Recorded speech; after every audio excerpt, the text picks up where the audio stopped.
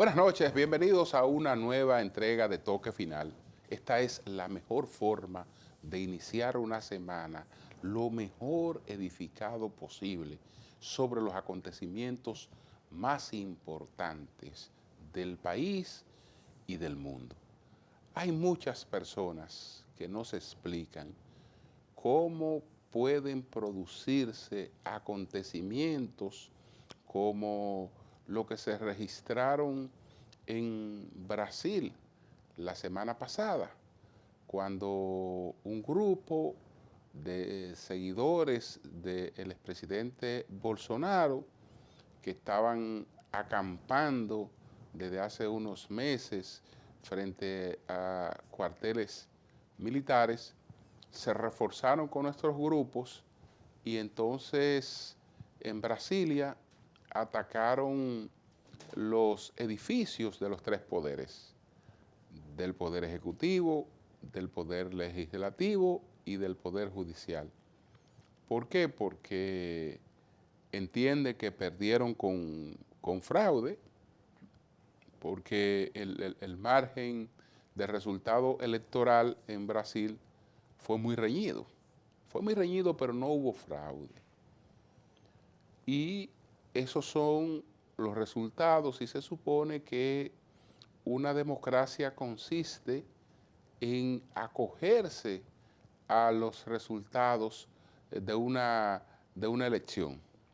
Y Brasil, desde el año de 1985, cuando terminó con la dictadura militar, se supone que ha ido progresando en su cultura democrática. Entonces, ¿por qué en un mundo como el de hoy, donde estamos más interconectados, donde disponemos de mayor posibilidades de información, aparece esta caverna y produce produce acontecimientos de esa naturaleza? Bueno, ustedes saben que desde el paleolítico, cuando empieza el desarrollo de la corteza cerebral del Homo sapiens, pues sabemos que tenemos prácticamente dos cerebros, o uno dividido en dos partes que interactúan de manera contradictoria, que está lo que se denomina como el cerebro primitivo, que es justamente el que lleva a situaciones como esta, que se desarrollan apelando a la emotividad de la gente. Y está el cerebro racional, que no se deja llevar por los instintos, controla las pasiones, controla los deseos. No, la gente sabe que tiene que respetar y acogerse a una serie de códigos. Y entonces lo ideal es que el hombre viva en equilibrio con estas dos formas de idealizar las cosas que todo tenemos. Pero cuando una termina primando sobre la otra, sobre todo la parte primitiva, que termina prácticamente anulando a la otra, tenemos estos resultados fomentados por las manipulaciones que ahora se practican con más facilidad a través de las redes sociales. ¿Por qué? Porque antes nos quejábamos de que había un mundo comunicativamente manejado por la comunicación de masa, por los medios de comunicación de masa. Hoy el mundo sigue manejado por esa comunicación individual de las masas, carente de formación, carente de educación, solo reaccionan frente a las cuestiones sensoriales elementales. Y entonces es fácil de manipularles y de llevarle a situaciones como esta, porque es gente que vive sesgada, no trata de ver los acontecimientos desde distinta óptica, no concibe que hay opiniones más allá de la tuya y que las sociedades, en definitiva, se mantienen por esa conciliación y ese respeto que hay en la diferencia.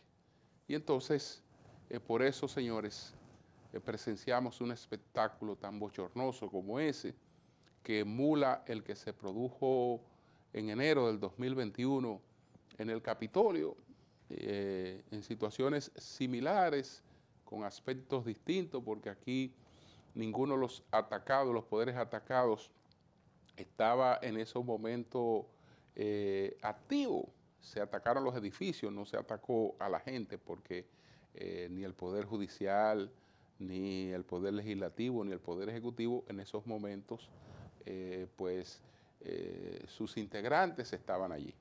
Aún así, esto es un golpe muy fuerte para la democracia, muy fuerte, y esperamos, sin embargo, que se recupere y que Brasil continúe con su nuevo presidente, tratando de ejecutar sus proyectos que en términos sociales siempre han sido proyectos que aspiran a mejorar la calidad de vida de la gente. Señores, una pausa. Al regreso, ¿cuáles son los 10 temas más importantes de esta semana? Adelante.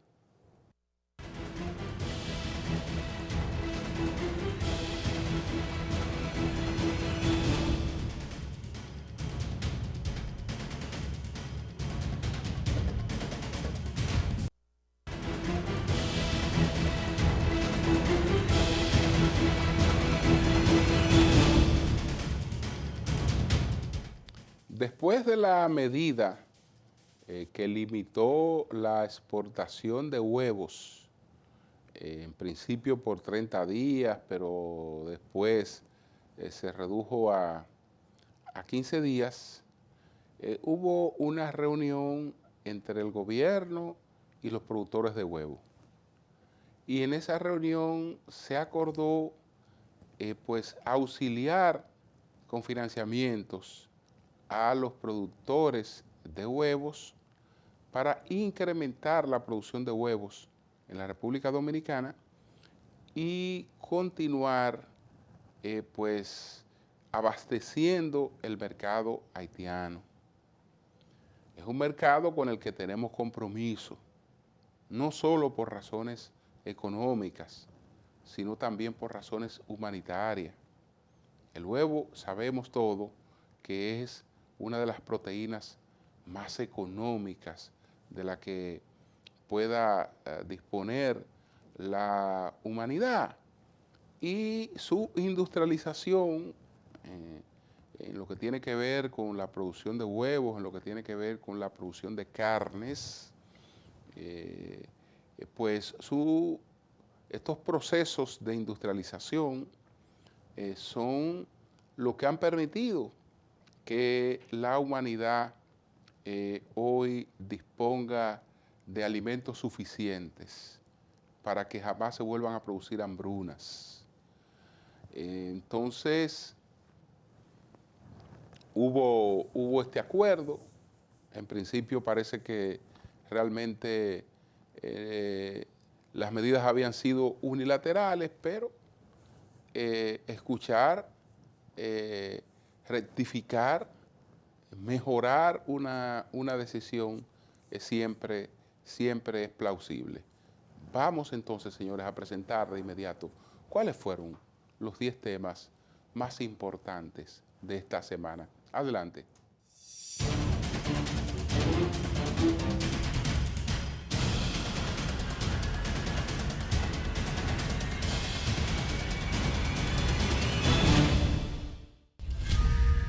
La Cámara de Diputados aceleró el consenso para tratar el proyecto de ley orgánica de régimen electoral aprobado en el Senado, por lo que convocaron a diversos organismos para lograr el consenso con la sociedad y de los sectores de la vida pública, al igual que los bloques políticos que hacen vida en el Congreso Nacional.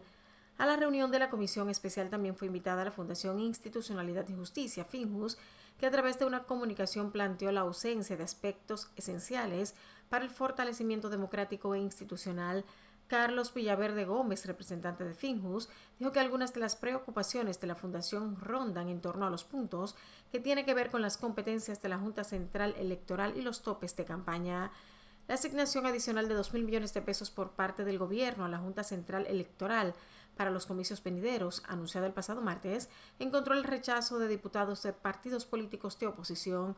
Para esos legisladores, con esta decisión se vulnera la institucionalidad al considerar que lo correcto era consignar dichos recursos en el presupuesto aprobado por el Congreso Nacional. De su lado, el presidente del Partido Revolucionario Moderno, PRM, José Ignacio Paliza, informó que desde esa organización política instruyeron a sus legisladores para lograr un consenso que derive en la aprobación de la reforma a la ley de régimen electoral. El también ministro administrativo de la presidencia dijo que se ha dado instrucciones a la bancada del PRM en la Cámara de Diputados para que se alcance el mayor consenso posible. La modificación de la ley de régimen electoral reavivó una vez más las discusiones entre la Junta Central Electoral, los delegados de los partidos políticos y congresistas. La misma surge debido a que la iniciativa aprobada de urgencia por el Senado no contempla alguna de las sugerencias hechas por el órgano electoral, mientras el vicepresidente del Partido de la Liberación Dominicana, PLD, Temístocles Montaz, reclamó que se cumpla lo acordado por los partidos políticos, las entidades sociales y la Junta Central Electoral en el diálogo convocado por el Centro Económico y Social con relación a la modificación de la ley de régimen electoral. Lo que reclamamos es que el acuerdo arribado en el marco del diálogo en el Centro Económico y Social, CES, se respete. El PLD no tiene objeción alguna de lo que se acordó, sea lo que se apruebe, respondió. La reforma a la Ley 15-19 orgánica de régimen electoral se encuentra bajo estudio de una comisión especial de la Cámara de Diputados que ha establecido una ruta crítica al colocarse contra el tiempo. La reinserción de la actividad escolar en el Gran Santo Domingo, luego de los días de pausa que cede el Ministerio de Educación por el asueto navideño, se inició con buenos niveles de asistencia de alumnos. Según informaron los directivos de distintas escuelas con respecto a años anteriores, este reinicio de clases arrancó con buen pie y con más de un 50% de la matrícula en la mayoría de los centros. En tanto, el presidente de la República, Luis Abinader, dejó en funcionamiento el Sistema Nacional de Movilidad Escolar y una escuela de educación básica en el Distrito Municipal La Victoria, Santo Domingo Norte. El mandatario dijo estar complacido con la puesta en marcha del programa, el que dijo contribuirá a la economía de las familias y a la seguridad de los alumnos para asistir a las escuelas y su retorno a casa. Esta movilidad escolar impacta garantizando mayor asistencia de los estudiantes, garantizando mayor seguridad en el camino. Muchos de nuestros niños tenían que tomar vehículos, algunos de ellos no muy seguros, y motoconchos, y nosotros le vamos a asegurar que ahora va a ser en autobuses, dijo el mandatario al encabezar el acto de inicio del proyecto que comenzó de manera piloto en La Victoria, Monteplata, Las Calderas, Nigua y Jaina, donde moverá a 100.000 estudiantes. En esta etapa, el sistema cuenta con 50 autobuses de la Oficina Metropolitana de Autobuses ONSA. Las autoridades proyectan que cuando el programa esté operando en todo el país, brindará el servicio a más de 2 millones de estudiantes que integran la población escolar. El juez Amaury Martínez, del Tercer Juzgado de Instrucción del Distrito Nacional, fijó para el próximo martes 17 de enero el conocimiento de la solicitud que hiciera el ex procurador general Jean Alain Rodríguez de que se disponga el fin de la prisión preventiva. El pedido lo hizo el exfuncionario a través de sus abogados a principios de semana por haberse agotado el día 8 los 18 meses desde que se le dictó la medida y tiempo máximo que establece el Código Procesal Penal en los casos complejos. A Rodríguez le fueron dictados 18 meses de prisión preventiva como coerción por las imputaciones que le hace el Ministerio Público de asociación de malhechores, desfalco, lavado de activos y sobornos, los que habría cometido durante sus funciones como procurador. El plazo de la medida que dictó la magistrada Kenya Romero en julio de 2021 venció el pasado domingo 8 de enero de este 2023, por lo que la barra de defensa acudió ante el Tercer Juzgado de la Instrucción del Distrito Nacional a pedir el cese de la medida mediante resolución del juez a cargo. Biaggi recordó que el cese de la prisión preventiva por plazo vencido no está sujeto a las alegaciones de peligro de fuga, obstrucción de la justicia o intimidación de testigo, como ha estado alegando el Ministerio Público, y que solo valen a su juicio para la revisión de la medida dentro del plazo otorgado por el tribunal. El Instituto Dominicano de Prevención y Protección de Riesgos Laborales, IDOPRIL, recibió 49.595 notificaciones de empleados lesionados en pleno ejercicio de sus labores durante el año 2022. Fausto López Solís, director ejecutivo del ente, detalló que 44.779 reportes correspondieron a accidentes de trabajo y 4.822 a enfermedades en labores profesionales. Dijo que de estos casos notificados, un total de 21.895 pertenecen a trabajadores del Distrito Nacional, 15.944 a la región norte, 8.606 a las provincias del este y 3.150 se produjeron en la región sur. El funcionario especificó que 37.448 de los accidentes laborales reportados entre el 1 de enero al 31 de diciembre de 2022 correspondieron al sector privado, mientras entre los empleados públicos se registraron 12.147 casos. El mayor número de reportes de trabajadores que sufrieron accidentes de trabajo o enfermedades profesionales recayó en el género masculino con 30.044 casos, mientras que los restantes 19.551 correspondieron al género femenino. El grupo con mayor reporte correspondió a la industria de transformación, es decir, a la fabricación de productos alimenticios, bebidas, textiles y calzados, entre otros, con 10.535, seguido del comercio y repuestos de vehículos automotrices con 8.047, y en tercer lugar se ubicó la salud y servicios sociales con 7.701. Los empleados del Metro de Santo Domingo reiteraron que el martes 17 de enero realizarán un paro de labores en exigencia de un mejor trato por parte de la Oficina para el Reordenamiento del Transporte OPRET, institución encargada del funcionamiento del referido medio de transporte. Los empleados denunciaron que después de 2 meses de espera por una respuesta de la institución rectora, han decidido llamar a huelga para que se les escuche y les sean atendidas sus exigencias. Una de las quejas de los colaboradores es que no se les da el tiempo prudente para almorzar, además de las condiciones deplorables en las cuales se encuentran los lugares destinados para que realicen esa acción. Otra queja es que no se les aplican los ajustes de salarios correspondientes a pesar de contar con los requerimientos. Asimismo, los denunciantes enfatizaron que no es algo político. Los empleados proclaman la dignidad laboral, ya que afirman no tienen ni siquiera el tiempo para comer y no cuentan con un comedor adecuado. Otro punto es la dignidad en el trabajo contemplada en la ley. Por ejemplo, los conductores, operadores y agentes de explotación no tienen tiempo para comer y cuando hay el espacio para comer, comen en un comedor donde caen desde el techo las heces fecales de los baños, denunciaron. Luis Miguel Peña, otro de los operadores, aseguró que fue suspendido luego de haber hecho una publicación en la que exponía algunas inconformidades con su empleo. Peña fue acusado de sabotaje y estuvo fuera de servicio por más de 60 días. El programa Parquéate Bien del Instituto Nacional de Tránsito y Transporte Terrestre, Intrans, arrancó el pasado martes en 30 calles del ensanche Naco, en las que se prohibirá que los ciudadanos dejen sus vehículos estacionados en la vía pública con el fin de implementar mejoras en la movilidad del casco urbano. En total son 30 las calles que se integrarán al programa de las autoridades, entre las que se destacan Heriberto Peter, Orlando Martínez, licenciado Carlos Sánchez, padre Fantino Falco, Max Enrique Sureña e ingeniero Roberto Pastoriza. Asimismo están la profesora Liro Paulino, Gilberto Gómez, Tetelo Vargas, Salvador Esturla, Presidente González, Gustavo Mejía Ricard, Rafael Augusto Sánchez y la calle Cop de Scouts, de acuerdo al comunicado de la institución. Además, se incluirán las vías Dr. Luis Lember, calle del Carmen, Jayces 72, S. Nolasco, Santa María General Cambiaso, Alberto Larancuenz e ingeniero Juan P. Bonilla.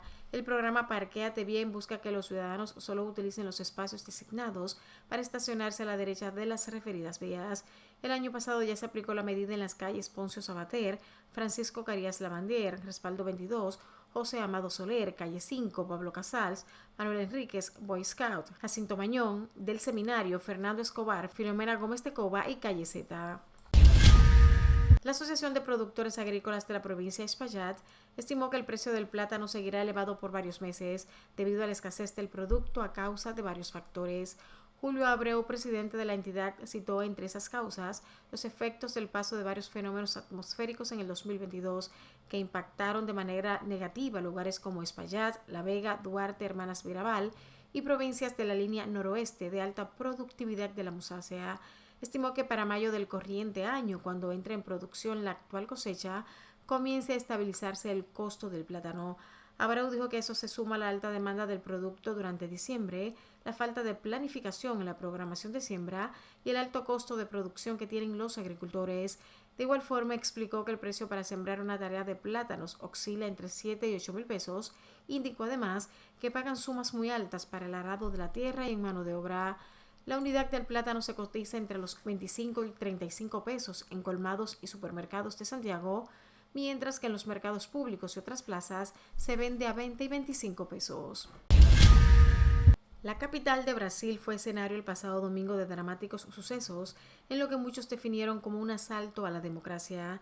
Miles de seguidores del expresidente Jair Bolsonaro invadieron los edificios del Congreso Nacional, la Presidencia y el Supremo Tribunal Federal en una jornada de caos.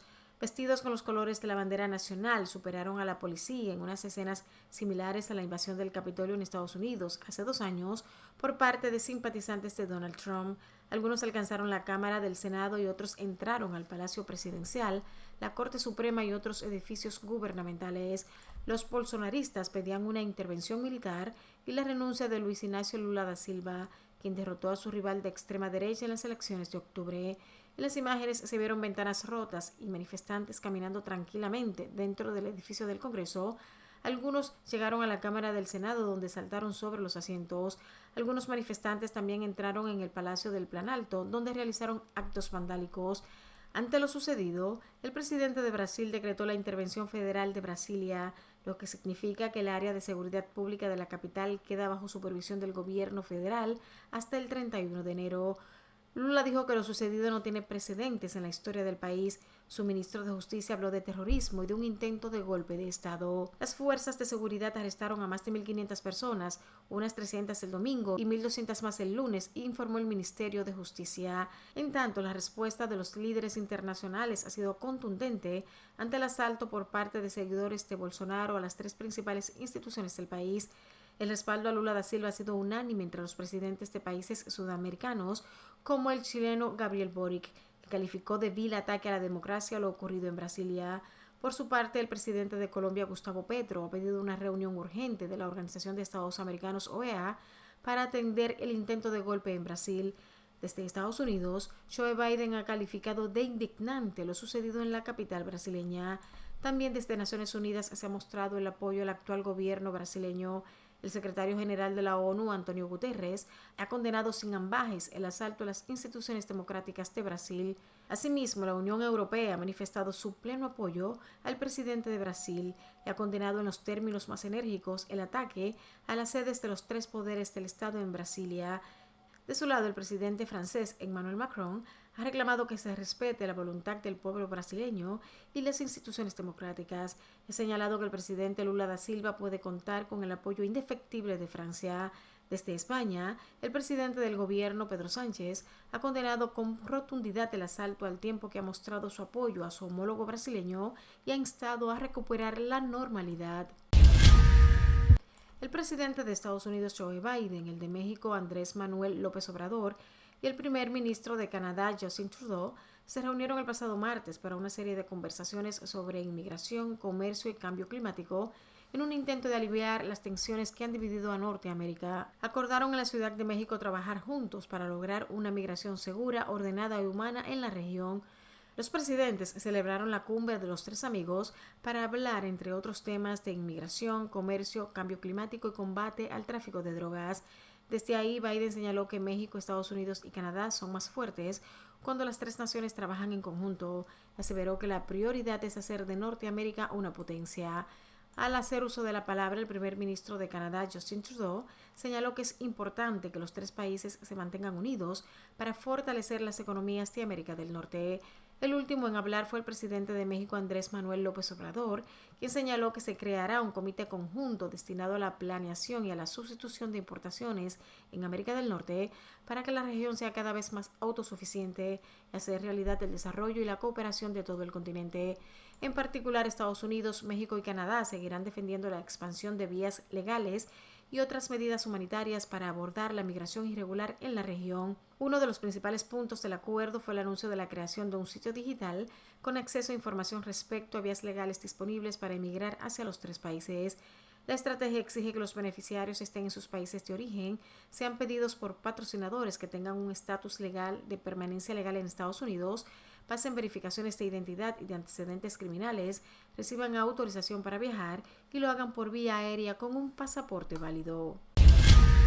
En su esperado libro de memorias, el príncipe Harry cuenta que fue agredido por su hermano William durante una discusión, que consumió cocaína a los 17 años y que mató a 25 personas durante sus misiones militares en Afganistán, niño afligido, adolescente con problemas, soldado en tiempos de guerra, miembro de la realeza infeliz.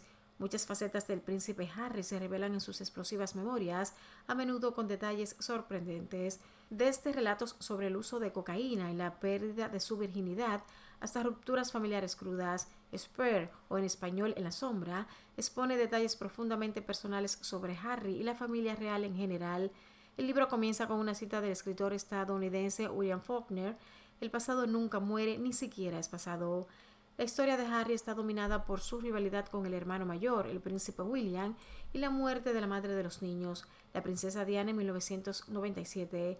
Harry, que tenía 12 años en ese momento, nunca ha perdonado a los medios por la muerte de Diana en un accidente automovilístico mientras era perseguido por los fotógrafos.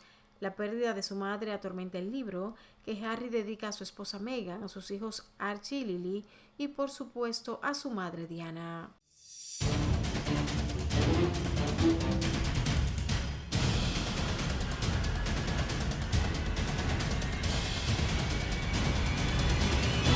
Bien, vamos a una pausa, retornamos en breve.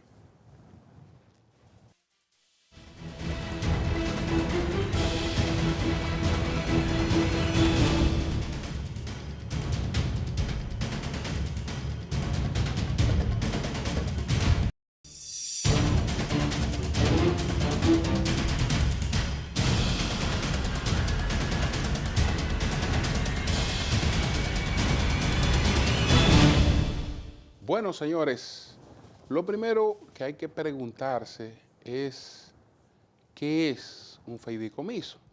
Porque la gente escucha mucho el debate que está produciendo este tema, porque hay en el Congreso una ley de fideicomisos públicos que está en proceso de ser aprobada esa ley. Y hay una adenda al fideicomiso de propedernales en el Congreso también. Entonces, mucha gente escucha hablar de esto, pero no entiende de qué se trata.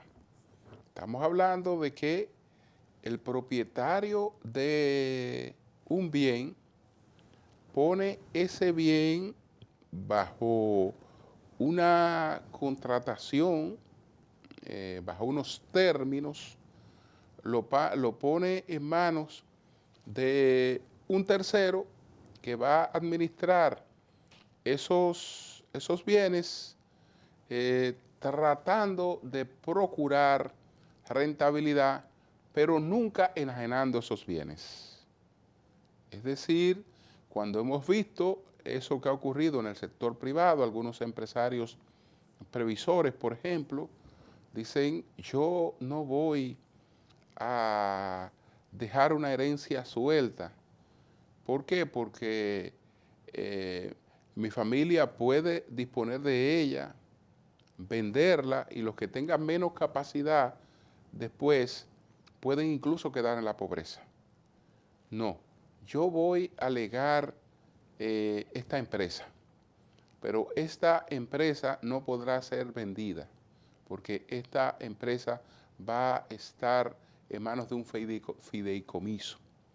Ese fideicomiso la va a administrar y le va a suministrar unos beneficios a los dueños del fideicomiso. Entonces, pero esos dueños no pueden enajenar ese bien, no pueden hacerlo. Entonces, eso es una manera de proteger un bien para evitar que sea enajenado. Y se ha explicado de manera contraria.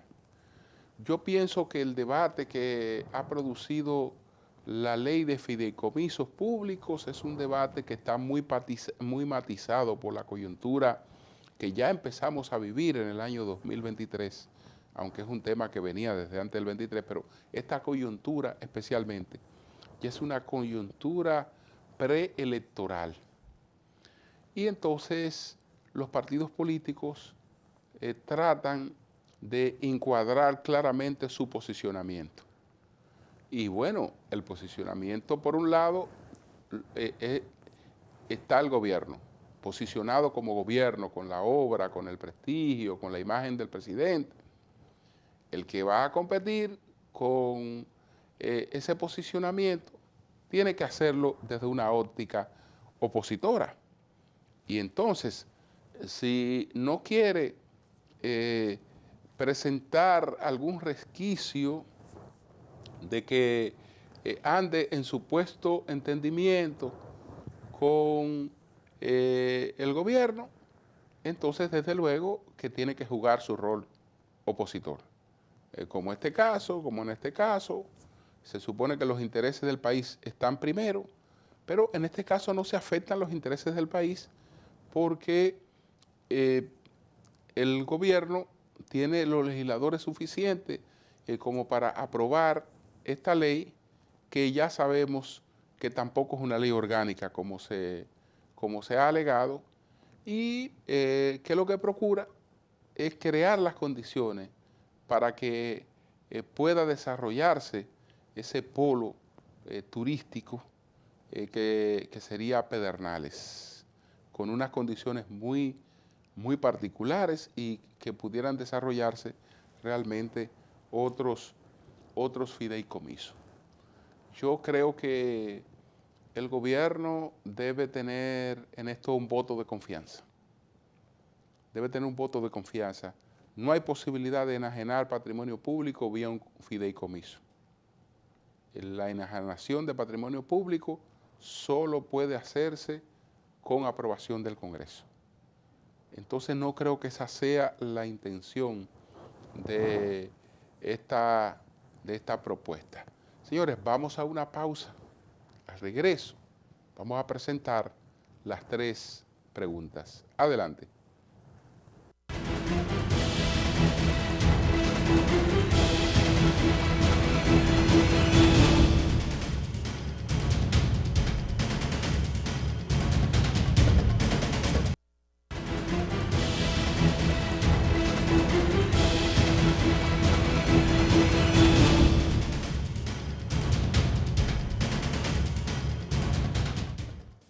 Bueno, señores, vamos a presentar las 3 preguntas sobre ese acontecimiento que se produjo en Brasil.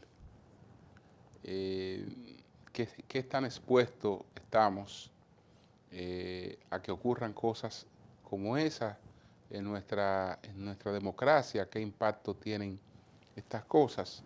Las 3 preguntas, nuestro equipo se las formuló al experto en asuntos internacionales, Yacel Román. Adelante.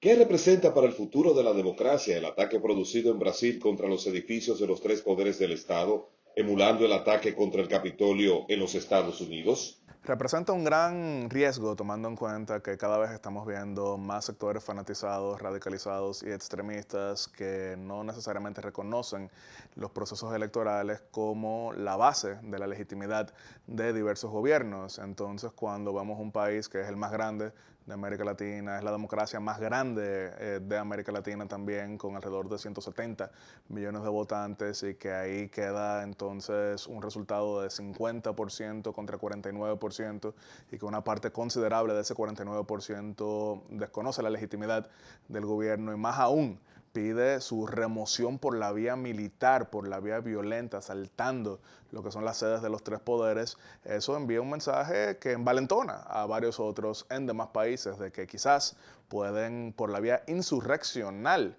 entonces imponer su voluntad. Es un riesgo. Lo positivo que sí podemos resaltar es que ha sido denunciado por todos los segmentos políticos representativos en la región, incluso quienes pudieran ser ideológicamente cercanos a quienes intentaron por esta vía remover al presidente Lula da Silva. Vimos denuncia del presidente Guillermo Lasso de Ecuador, que es de derecha, del presidente Luis Lacalle Pou de Uruguay, que es de derecha, pero vámonos incluso más allá. La representante del segmento ultraconservador francés, Marine Le Pen, también denunció lo que está pasando en Brasil e incluso no necesariamente gubernamental. José Antonio Kast, candidato de la derecha dura chilena, también denunció inmediatamente esto como algo completamente ajeno a lo que son los valores republicanos. Así que preocupante, pero al mismo tiempo envía un gran mensaje de la necesidad de unidad en torno a los valores institucionales y republicanos. ¿En qué posición deja situado este atentado el nuevo gobierno del presidente Lula da Silva y cuáles consecuencias tendrían para el liderazgo de Bolsonaro? ¿Habrían posibilidades de que se procese judicialmente? Ya han iniciado los procesos judiciales. Por ejemplo, el gobernador del Distrito Federal de Brasil, dígase la capital, Brasilia, Ibanez Rocha, ha sido removido por lo que es el Tribunal Supremo Federal en presencia de Alexander de Moraes, que es el presidente del Tribunal Superior Electoral. Fue suspendido por 90 días. Fue destituido también el secretario de Seguridad Pública de Brasilia, Anderson Torres, y ya se ha iniciado con lo que son procesos de enjuiciamiento contra varios de los líderes del segmento policial, pero también del segmento político, que se entiende deben quizás haber actuado en contubernio con lo que está pasando. Eso afecta innegablemente al expresidente Jair Bolsonaro, que logró 49% de los votos en segunda vuelta, 58 millones de votos. Una persona que quedó bastante fuerte con la mayoría de los gobernadores, con la mayoría de los senadores, con la mayoría de los diputados, pero una situación como esta obliga a que varios comiencen a desmarcarse queda afectado su liderazgo, su credibilidad, incluso con varios aliados que ya no lo ven necesariamente como la figura a seguir. En cuanto al presidente Lula da Silva, podemos dividirlo de tres maneras. Por un lado, fortalece su liderazgo, ya que, repito, todas las representaciones relevantes a nivel mundial se pronunciaron a favor de la democracia brasileña y a favor de que se respete el mandato legítimo de Lula da Silva. Eso lo fortalece. Pero al mismo tiempo debilita, porque Brasil es un país de 214 millones de personas. La oposición logró 58 millones de votos. Un 1% de 58 millones son 580,000 personas. Eso es suficiente para hacer bastante ruido. Eso es suficiente para desestabilizar.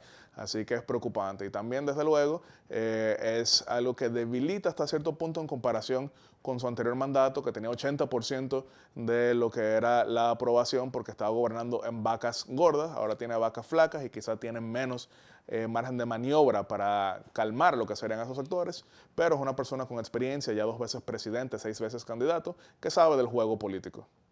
¿Se trata de acontecimientos nuevos? ¿A qué atribuye que las personas se fanaticen hasta el extremo de no respetar las reglas democráticas? No es algo nuevo, no lo es en la región. Recordaremos que en el año 2017 prendieron en fuego el Congreso de Paraguay cuando el presidente Cartes quería reformar la Constitución para reelegirse. Recordaremos que en el año 2020 prendieron en fuego el Congreso de Guatemala cuando se oponían a lo que era la aprobación del presupuesto. Recordaremos que en el 2022 recientemente fueron también vistos los casos de turbas que irrumpieron el Congreso de Honduras porque se oponían al bufete directivo. En el mismo Brasil, en el año 2013, habíamos visto también que algunos segmentos habían irrumpido en lo que es el Congreso. ¿Y por qué está pasando esto? Y cada vez más preocupante, es porque desde luego la época de las redes sociales significa que la gente tiene menos nivel de paciencia con lo que serían los desarrollos naturales del proceso político. Cuando tú vas a tu red y el algoritmo lleva a que coincidas con una gran cantidad de personas que ya piensan igual a ti, entonces ya tú no necesariamente ves como legítimo el pensamiento del otro, sino que por el contrario lo ves como una persona que más que tu rival es tu enemigo. Y si es tu enemigo, quieres destruirlo, y si quieres destruirlo, entonces no reconoces lo que es su legitimidad, ya sea congresual, ya sea municipal, ya sea estatal o ya sea en el poder ejecutivo.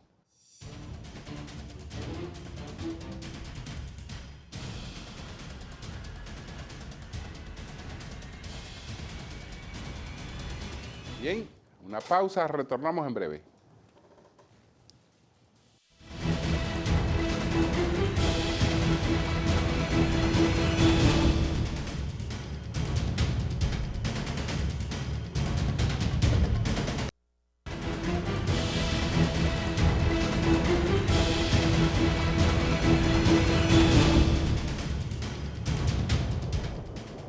Bueno, señores, reiterar que hay mucho optimismo en el gobierno con relación al arranque del desarrollo de Pedernales.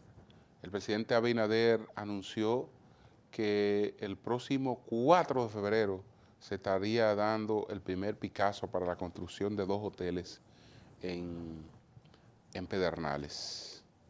Sabemos que los cuestionamientos que habían producido la coalición para la defensa del medio ambiente con relación a la posibilidad de que se usaran áreas protegidas, o por lo menos que no estaba claramente especificado ese asunto, quedó superado con georreferencias claras de las áreas que no pueden ser tocadas bajo ningún concepto. Entonces, esto fue realmente importante, el gobierno hizo un acuerdo, el tranque en la adenda número 3 correspondiente al contrato de fideicomiso pro Pedernales ha sido subsanado luego de que representantes del movimiento ambiental y el gobierno dominicano acordaran excluir las parcelas que pasarían al fideicomiso, todo terreno dentro de un área protegida. Eso es importante, muy importante. Por otra parte, señores, ya empieza a dejarse sentir el activismo político. Tenemos 3 aspirantes presidenciales, eso está claro en el panorama. El presidente Luis Abinader, el expresidente Leonel Fernández y el alcalde de Santiago, Abel Martínez.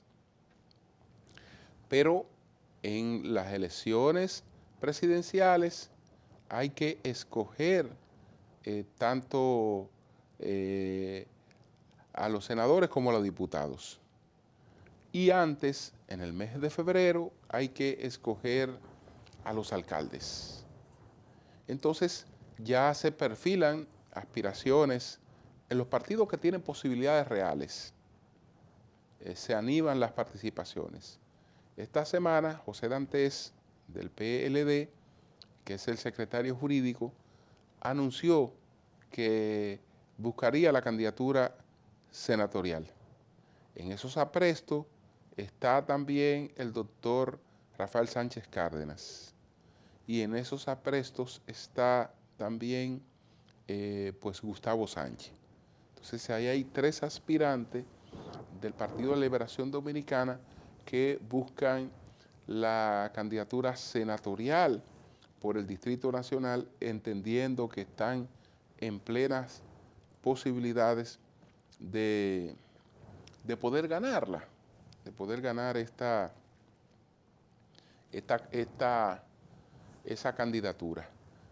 El PRM tiene a la senadora Raful, ella es un poquito en bajo perfil, y no sé quién más estará aspirando por el PRM a la senaduría, por lo menos del distrito nacional, o si la propia senadora Raful pues buscará tratar de alcanzar un nuevo periodo en esa curul.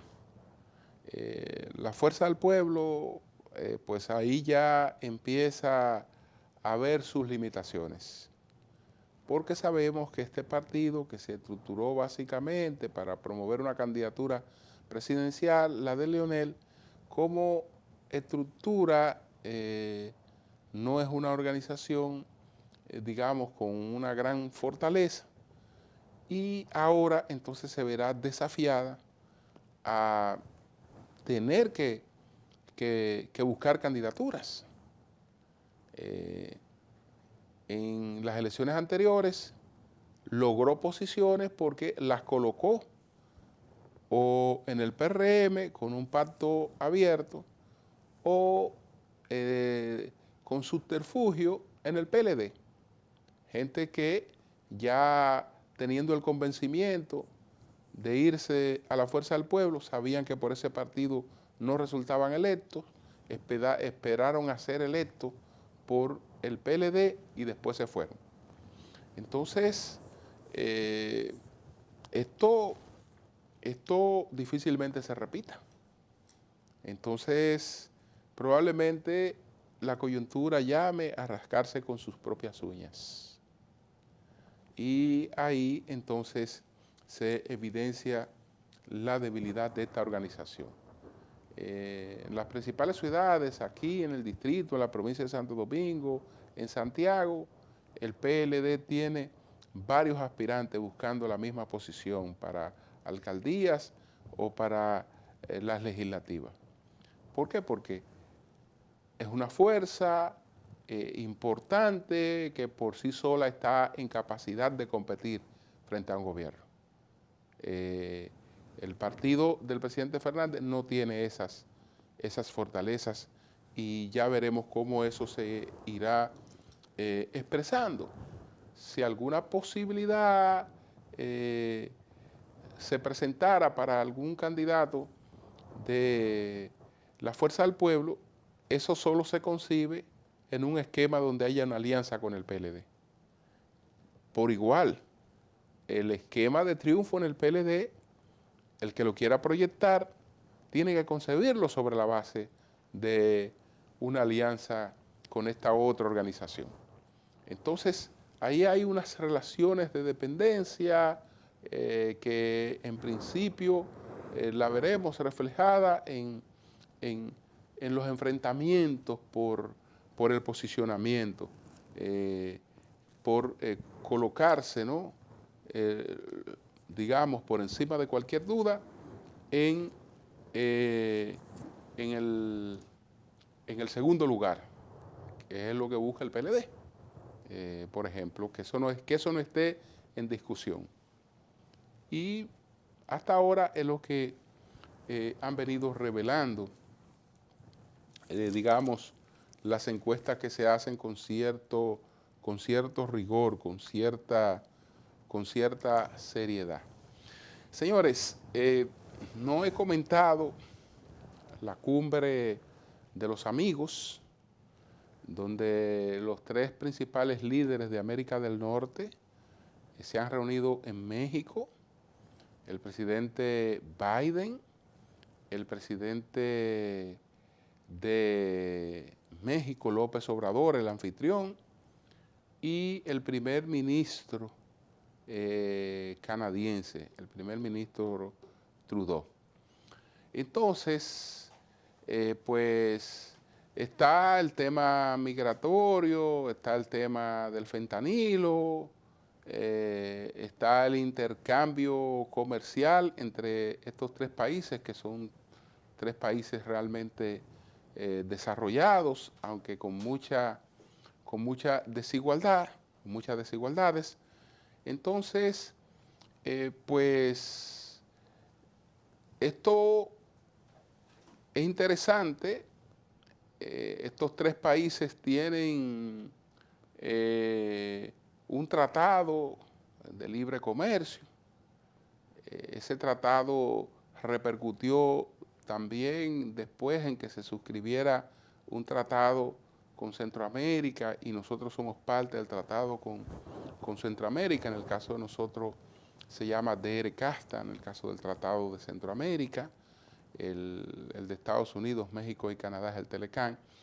Y se supone que son países fronterizos que aspiran a apoyarse mutuamente para seguir en sus procesos de crecimiento. López Obrador, el presidente de México, en este cónclave, habló en nombre de la región de América Latina y le enrostró a los Estados Unidos la ausencia de una política o de políticas efectivas para su aplicación en América Latina, su aplicación en programas realmente de desarrollo en toda la América Latina.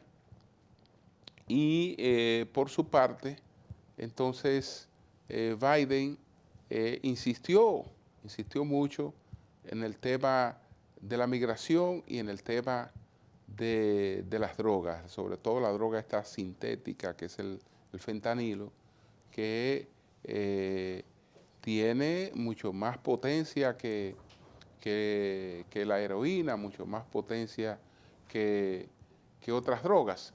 Entonces, ese fue uno de los acontecimientos más importantes. En el caso, por ejemplo, de Canadá, pues acaba de enviar el primer avión con vehículos blindados a Haití, con la finalidad de enfrentar las pandillas en Haití. Y aprovechó también su periplo ahora, esta visita a México, para ampliar su compra de armas en los Estados Unidos para auxiliar a Ucrania. Esa es la posición de Canadá. Es decir, de los tres amigos, dos están abiertamente apoyando a Ucrania para defenderse de la invasión y de la guerra que le ha declarado Vladimir Putin. Señores, buenas noches a todos.